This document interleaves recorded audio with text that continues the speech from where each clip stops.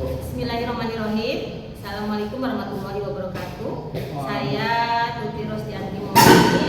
Saya dosen Fakultas Teknologi dan Informatika, Program Studi Teknologi Pangan Universitas Matkul Anwar Banten. Sebagai seorang dosen, saya memiliki kewajiban untuk melaksanakan Tridharma perguruan tinggi. Salah satu Tridharma perguruan tinggi adalah memiliki kewajiban melaksanakan kegiatan di bidang pengajaran. Saya adalah dosen yang mengampu mata kuliah di Prodi Teknologi Pangan, salah satunya adalah mikrobiologi pangan.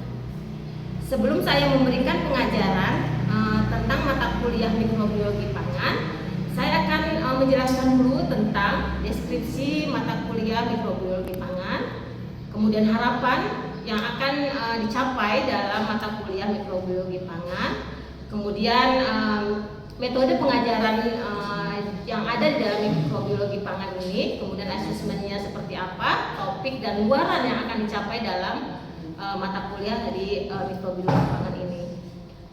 Deskripsinya, mikrobiologi pangan adalah mata kuliah wajib dengan 3 SKS dan praktikum 14 pertemuan dengan 2 pertemuan ujian UTS dan UAS. Praktikum dilaksanakan di luar dari mata kuliah tatap muka. Mata kuliah ini membahas tentang pokok, mengkaji tentang keberadaan mikroba, mengkaji tentang peranan masalah-masalah yang ditimbulkan oleh mikroba pada makanan dan hasil olahannya, kemudian mempelajari aplikasi pengawetan, melihat kondisi mikrobiologi secara fisiologis terhadap makanan yang disimpan atau diawetkan, dan mempelajari prinsip pengawetan makanan, kemudian bahan tambahan pangan dengan proses-proses yang diawetkan. Harapan dari mikrobiologi pangan ini adalah mahasiswa mampu mengenal sifat peranan mikroba dalam bidang pangan, mengerti dan memahami prinsip metode klasifikasi dan identifikasi, menguasai teknik dan prosedur dasar laboratorium tentang mikrobiologi pangan khususnya di bidang pangan. Kemudian mahasiswa menguasai teknik pemeriksaan kualitas mikrobiologi bahan pangan dan minuman, kemudian melakukan dan bisa menghitung serta menganalisis cemaran mikroorganisme dalam produk pangan serta melakukan isolasi suatu spesies mikroorganisme. Metode perkuliahannya nanti akan ada tatap muka, kemudian ada diskusi, kemudian ada praktikum, kemudian ada penugasan dengan cara presentasi kelompok atau perorangan, kemudian ada ujian tengah semester dan ujian akhir semester. Asesmennya dalam kontrak perkuliahan di dalam mata kuliah mikrobiologi pangan ini nanti ada penugasan di mana makalah kelompok dan presentasi akan dimiliki bobot 20%, kuis itu bobotnya 10%, UTS 20%, UAS itu 20%, dan kehadiran serta praktikum bobotnya 30%. Topik yang nanti akan dibahas itu ada pengertian mikrobiologi, kemudian ada ciri dan jenis makanan fermentasi, peranannya dalam pengolahan pangan, kemudian kajiannya, kemudian tentang mengenal tentang ragi, kapang, bakteri, banyak mengenal tentang fermentasi, kualitas makanan, pengolahan dan lain-lain. Luaran yang diharapkan mahasiswa nantinya dapat mengenal lebih jauh tentang ilmu mikrobiologi pangan, kemudian mikroorganisme yang menguntungkan dan merugikan pada pangan juga mahasiswa akan lebih paham, bisa membedakannya, kemudian mengisolasi mikroorganisme yang menguntungkan sehingga mahasiswa bisa mengisolasi lebih banyak produk pangan menggunakan mikroba. Demikian sebelumnya saya terima kasih.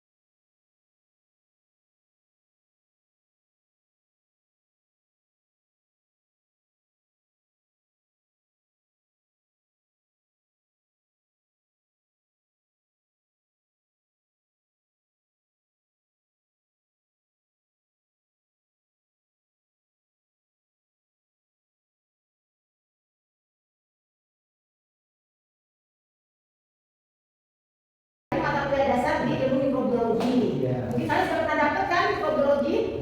Sebelum saya masuk ke pembahasan pertama, apa itu mikrobiologi? Ada yang tahu? Ayo, boleh menjawab sekemampuannya saja, tidak perlu dipaksakan, harus betul sesuai dengan teori. Apa itu? Oke, apa namanya? Ya, boleh. Apa itu mikrobiologi? Ilmu-ilmu yang mempelajari tentang apa namanya? Apa? Makhluk yang sangat kecil yang tidak bisa dilihat oleh mata. Jadi mikrobiologi itu adalah ilmu yang mempelajari tentang mikro itu kecil. Mikro itu yang tidak bisa dilihat oleh mata, tapi harus dilihat oleh alat.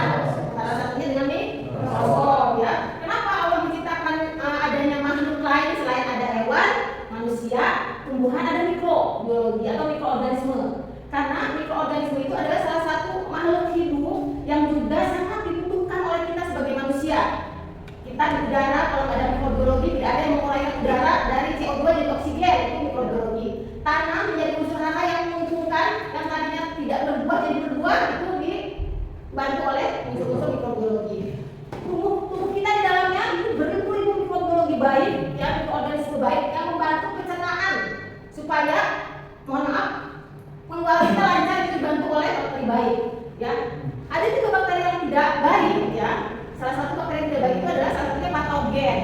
Patogen itu yang menyebabkan kita pusing, diare dan sebagainya pada saat kita mengkonsumsi produk makanan yang mengandung mikrobiologi atau mikroorganisme jahat.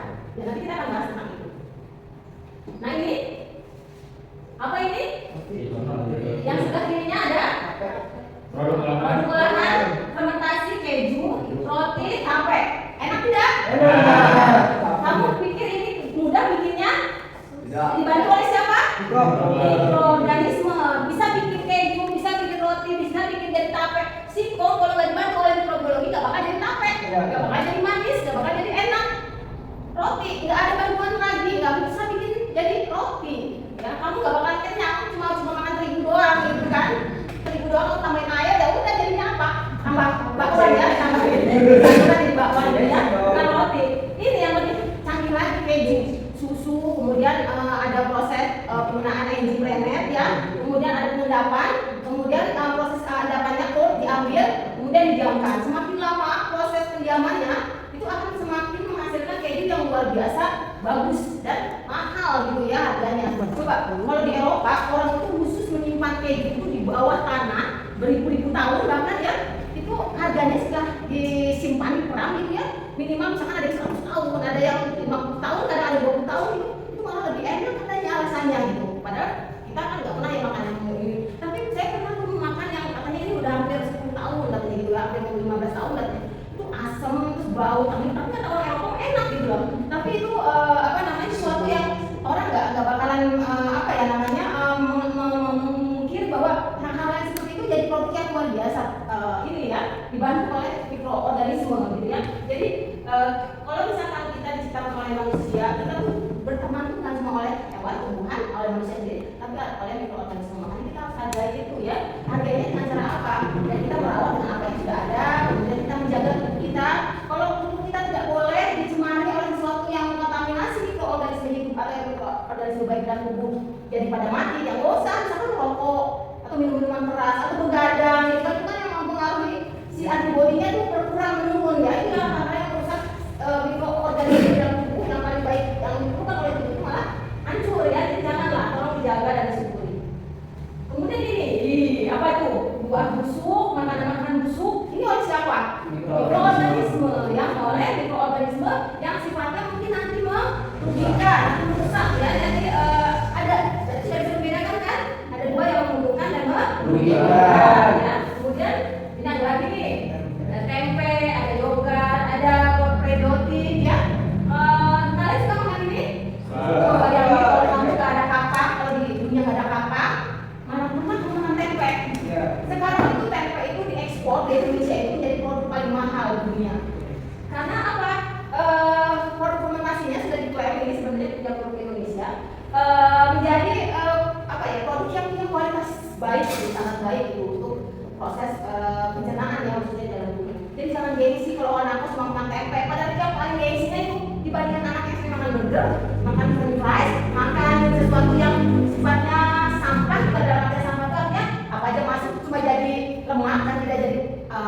di dalam tubuh itu makanan sampah, artinya mending kita banyak makan tempe, makan tahu gitu kan, itu yang jadi sehat buat kita gitu. Jadi jangan gengsi makan tempe.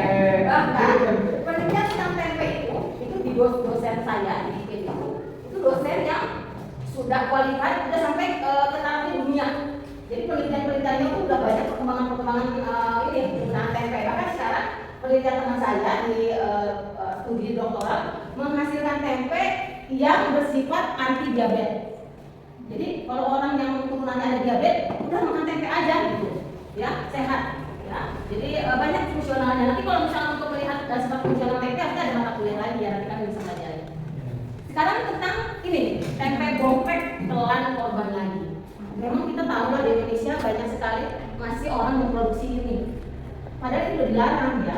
Karena kalau orang itu belum menikmati hasilnya, kalau hasilnya menyenangkan, orang nggak akan ingat itu ada sesuatu yang berbahaya. Tapi kalau orang udah ada KLB, keracunan, baru dia ingat bahwa ini berbahaya.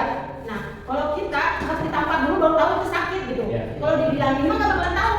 Makanya biarin segala sesuatunya biar kalian coba dulu, biar kalian tahu dulu kalau itu salah. Tapi tidak seperti itu kalau kalian punya ilmu. Ya, kalau kalian tahu tempe bongkrek atau mikrobiologi yang digunakan atau mikroorganisme yang digunakan pada tempe bongkrek, ya jangan dimakan, jangan dikonsumsi. Kalau orang tua kalian bikin atau nanti di masyarakat kalian bikin, informasikan itu berbahaya.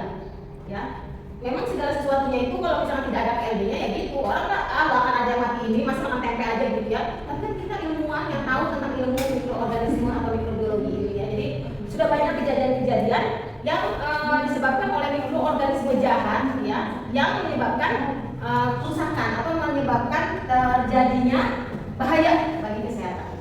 Ya. Nah, sekarang kita bahas tentang mikrobiologi. Jadi tadi sudah dibahas ya ilmu yang mempelajari kehidupan makhluk mikroskopis, kemudian sifatnya dia disebutnya mikroorganisme ya. Organisme itu berarti makhluk kecil ya. Mikro kecil atau kalau orang tua rumah jasad ternik karena sudah tidak terlihat bentuknya jadi kayak jasad tapi lebih kecil ya, hanya bisa dilihat oleh mikroskop. Ukuran sangat kecil ya, hanya oleh mikroskop. Jadi penelitian saya juga ada aktivitas mikroba, kemudian apa pengaruhnya terhadap pangan, fungsi pangan yang dibutuhkan, aktivitas mikrobanya seperti apa. Jadi mikroba juga nggak main pakai, harus tahu pertumbuhannya seperti apa, kemudian suhu optimumnya harus dipakai di mana gitu ya. Dia masa pertumbuhannya di masa apa gitu ya. Pertumbuhan mikroorganisme pun sama seperti pertumbuhan manusia. Kalau usianya di bawah 17 tahun dia nggak mungkin bisa disuruh nyari duit. Ya, jadi kamu belum usianya 17 tahun, masanya kamu masih menerima pendidikan harusnya dari orang tua. Tapi karena kondisinya kamu terpaksa harus cari uang karena misalnya orang tua tidak mampu, itu lain hal. Tapi kalau kamu sudah ada dari orang tua kemampuan untuk bisa lanjut sekolah, kemudian kamu juga punya kemampuan, mendingan selesaikan dulu sekolah sampai kamu bisa punya bekal buat mencari rezeki yang lain gitu di tempat kerja atau di tempat yang lain untuk mencari kelebihan ilmu yang kamu bisa gunakan. Tapi kalau misalkan umur yang belum siap itu disuruh untuk memproduksi massal, kamu banyakin dia kerja supaya saya bisa mengkoleksi kamu untuk menghasilkan produk-produk fermentasi yang lebih menguntungkan, itu dipaksa nggak bakalan bisa. Ya, jadi harus benar-benar tahu kondisi usia dan temperatur yang pas untuk mikroorganisme kita gunakan dalam perkembangan. Ya. Saya meneliti di S2 tentang bakteriosin. Bakteriosin itu adalah salah satu pengawet makanan ya untuk daging ya. Jadi sekarang tuh ada pengawet makanan namanya bakteriosin. Saya spesies isolasinya dari Laboratorium Plantarum ini A1A5. Itu punya masa tumbuh itu di fase logaritmik mau ke stasioner. Mungkin sudah pernah belajar tentang fase pertumbuhan mikroba? Sudah ya? Jadi apa ya, jangan tentang udah semester 6 semester 4 yang lupa gitu ya. Jadi harus apa? Jadi tahu jadi pada masa pertumbuhan logaritma mau ke stasioner. Kalau logaritma itu ya, jadi dia itu masanya mau menghasilkan pertumbuhan yang maksimal. Kalau sudah stasioner berarti dia sudah lurus, itu sudah menghadapi kematiannya. Karena di masa stasioner yang lurus ini dia nanti akan beradu dengan teman-temannya untuk menghasilkan kondisi yang sama. Tapi kalau masa logaritma yang pada saat dia puncak itu dia tidak bersaing dengan yang lain ya, jadi masih dalam pertumbuhan. Masa logaritmik mencapai masa stasioner ini saya ambil, saya isolasi, saya ambil untuk saya pergunakan atau perbanyak untuk bakteriosin saya. Nah, itu yang bisa dijadikan sebagai mikroorganisme yang menguntungkan untuk produk pangan, untuk modifikasi pangan. Kalian juga nanti bisa penelitian ke arah sana. Ya, jadi saya maunya isolasi dari apa? Misalkan si picung itu kan kemarin saya kan katanya mau ada penelitian tentang picung. Siapa tahu nanti semester 6 ini mau ada penelitian tentang picung. Si picung itu kan dijadikan sebagai antimikroba. Dia kan pengawet ikan. Nah, apa yang menjadikan dia pengawet? Ya tentu saja kimianya ada antioksidannya, ada flavonoid, ada bla bla bla kimia yang banyak di situ gitu ya. Tapi tentu ada makhluk lain yang membantu dia, misalnya sebagai antimikroba atau antibakteri. Kamu isolasi tuh si mikroba atau sifat mikroorganismenya di dalam si picung. Bagaimana cara isolasinya? Ada tekniknya, ada isolasinya dengan menggunakan mikroorganisme ya. Jadi ada proses tahapannya, memang harus ada ilmunya ya kayak gitu. Kemudian kamu ambil sampai mendapatkan isolasi spesifik satu jenis mikroba. Misalkan jenisnya bal, bakteri asam laktar misalkan. Balnya namanya apa? Yang mendekati balnya apa? Apakah termasuknya misalkan bacillus atau termasuk lactobacillus atau pediococcus dan sebagainya gitu ya. Ya bacillus atau staphylococcus dan sebagainya itu dilihat. Oh ternyata misalkan yang bikin dia sebagai antibakteri itu jenis isolasi yang setelah diisolasi itu bakterinya adalah jenisnya misalkan pediococcus atau jenis mikroba lain. Nanti bisa ditambahkan lagi dengan genomik untuk melihat spesifikasi jenis termasuk pediococcus aureus atau apa lagi ya, staphylococcus aureus atau termasuk Listeria Cytomegalovirus walaupun termasuk yang berbahaya, tapi mungkin ada bakteri yang menguntungkannya di sana gitu ya. Jadi hal-hal seperti itu bisa dilakukan sekarang. Bahkan penelitian-penelitian tentang isolasi mikroba itu menjadi penelitian yang seksi, penelitian yang luar biasa. Kalau mau sakit di jurnal internasional itu pasti terima gitu. Makanya kemarin saya minta untuk kalian analisisnya tentang karakterisasi secara kimia, kemudian analisisnya terhadap isolasi mikroba di dalam si picungnya itu sendiri. Pengen tahu kan? Kalian kan nggak tahu si picung itu sebagai pengawet, apa yang bikin dia nggak awet kan? Apa yang membantu dia jadi antibakteri atau mikrobanya gitu kan? Itu jadi ilmu yang bisa kalian pelajari lebih jauh. Ya insya Allah kalau misalkan nanti kalian mau konsultasi tentang saya nggak punya judul, saya bingung apa gitu ya, saya bisa kasih judul atau bisa kasih tema yang bisa kalian ini. Tapi yang penting ilmu kalian harus ditajamkan dulu. Udah mulai semester 6 kalian mau apa maksudnya? Kan di ilmu pangan itu ada biokimia pangan, mikrobiologi pangan, kimia pangan, mereka biasa. Itu kamu pilih, jangan semua kamu lalap. Gak mungkin kamu masukin otak semua. Cari satu yang paling dominan kamu sukai apa. Nah itu jadikan satu skripsi nanti. Ya, seperti itu. Sambil jalan kalau misalnya nanti ada yang mau bertanya langsung. Ya, jangan terkesima melihat saya. Jadi ilmunya ya yang diambil ya. Oke. Kemudian ini tadi tentu saja mikroba itu dengan pangan itu sangat berkaitan erat. Tadi kita lihat ada yang dikehendaki bentuknya dalam bentuk fermentasi, semuanya harus difermentasi karena bakteri itu sifatnya harus difermentasi. Kemudian ada yang tidak dikehendaki, yang tidak dikehendaki itu menyebabkan tadi kerusakan, pembusukan, ya, produksi toksin. Nanti banyak KLB hanya dengan makan nasi goreng saja oleh.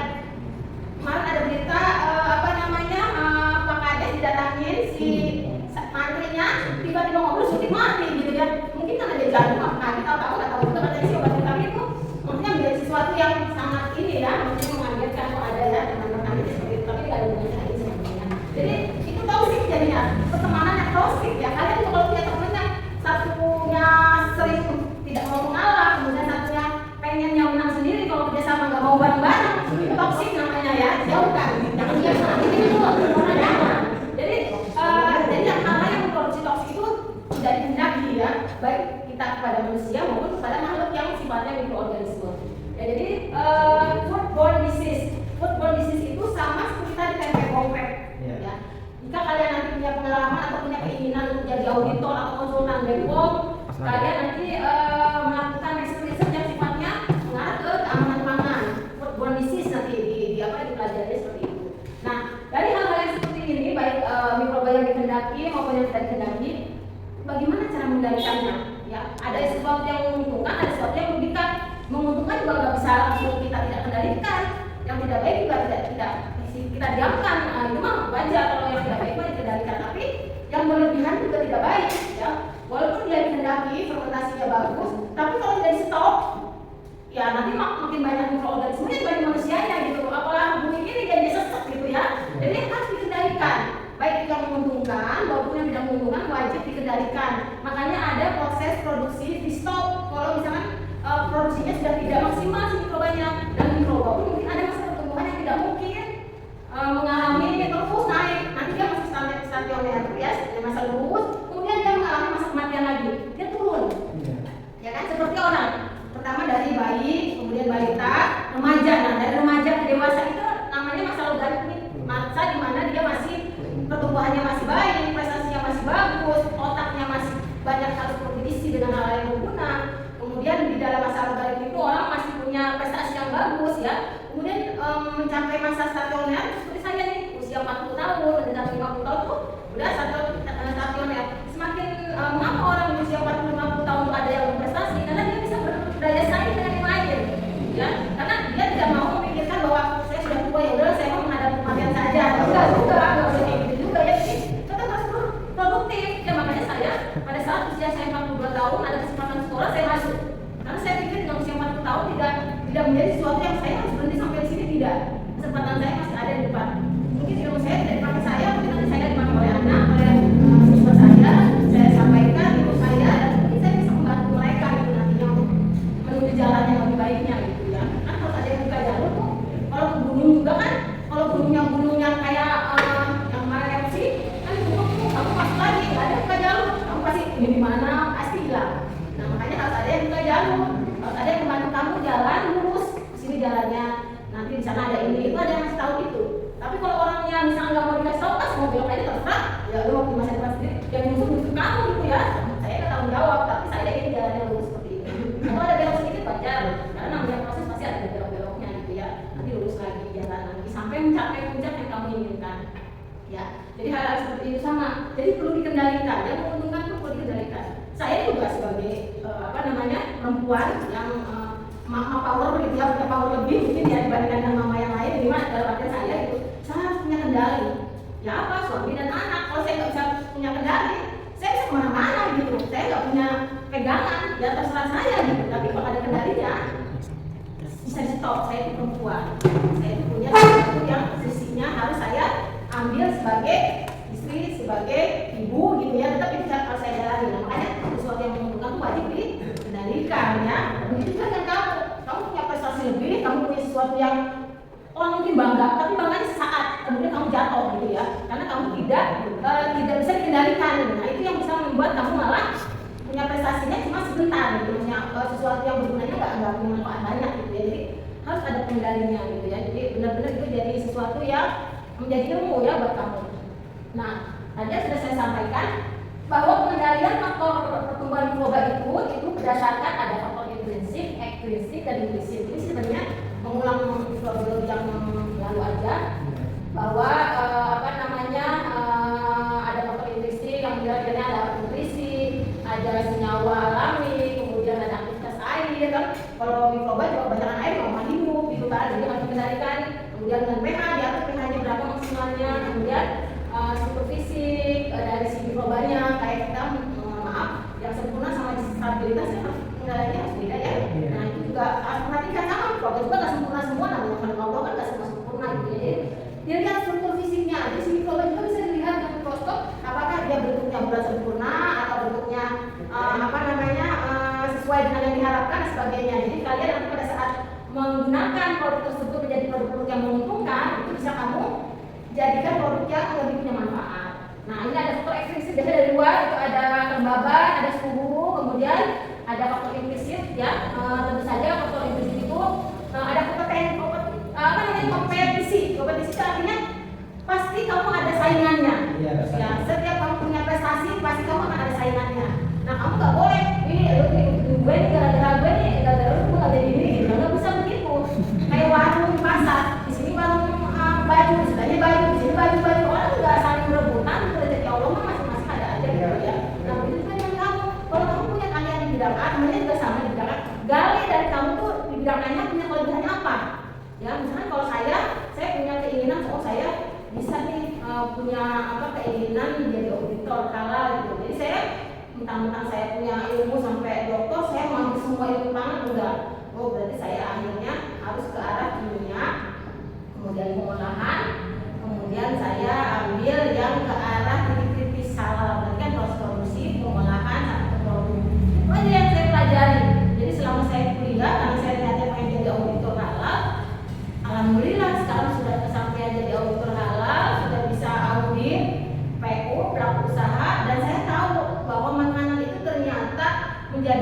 yang tidak akan ada matinya selama orang itu makan. Makanan itu menjadi prioritas. Orang yang mau meninggal aja udah hal sebenarnya. Jadi masukin oksigen, masukin makanan ke tabungnya itu. Ini ibu saya mertua sakit, ya sudah anfal. Kemudian dia kan perlu bantuan makanan karena udah nggak bisa masukkan dalam hidung, bubur atau apa dalam cairan gitu ya. Berarti kan orang yang mau mendekati kematian aja perlu makanan. Nah makanannya itu kan perlu kita modifikasi dan kita pelajari jenisnya harusnya seperti apa yang untuk orang sakit, yang untuk lansia seperti apa, untuk anak-anak seperti apa. Itu PR kita, itu tugas kita, ilmu kita gitu loh. Jangan sampai kita punya rasa terpuruk nanti urusannya kemana ya kalau saya lulus. No way, nggak ada pemikiran kayak gitu. Banyak jalan orang-orang bisa modifikasi pangan, ilmunya bisa untuk buka usaha produk makanan. Sekarang juga orang jualan pisang goreng di pinggir jalan dengan modifikasi dikipas, dari harganya pisang goreng cuma 500 perak dikipas jadi 7.500. Pisang tepung kan dibagi berapa dikipas itu dua berapa 200, makin gede 10.000 gitu ya. Kalau emang di rumah belum dia kenyang gitu ya. Tapi memang itu brandnya gitu ya. Kopi, orang tuh di rumah misalnya tuh kopi gitu. Sekarang kafe gitu, ngopi gitu, mencoba organisasi sebagian lebih banyak dibandingkan dengan yang tidak menguntungkannya. Ya. Karena biasanya tidak menguntungkannya itu kalau lebih banyak itu ngabisin memang ngabisin sini coba baiknya, dan itu yang akan menyebabkan apa? Kalian nggak bakalan sehat seperti sekarang ini, nggak bisa jalan-jalan, nggak bisa kuliah, nggak bisa berpikir, di rumah juga lemes, baru bantu orang tua. Salah satunya dibantu oleh teknologi yang baik. Dan Allah sudah menyiapkan sebelumnya itu gitu. Kan baik juga kan? Gimana dia bisa hidup tanpa makanan selama misalkan 6 bulan pakai ASI aja hidup, bisa berkembang besar, itu dibantu oleh mikroorganisme baik di dalam ASI. Ya, jadi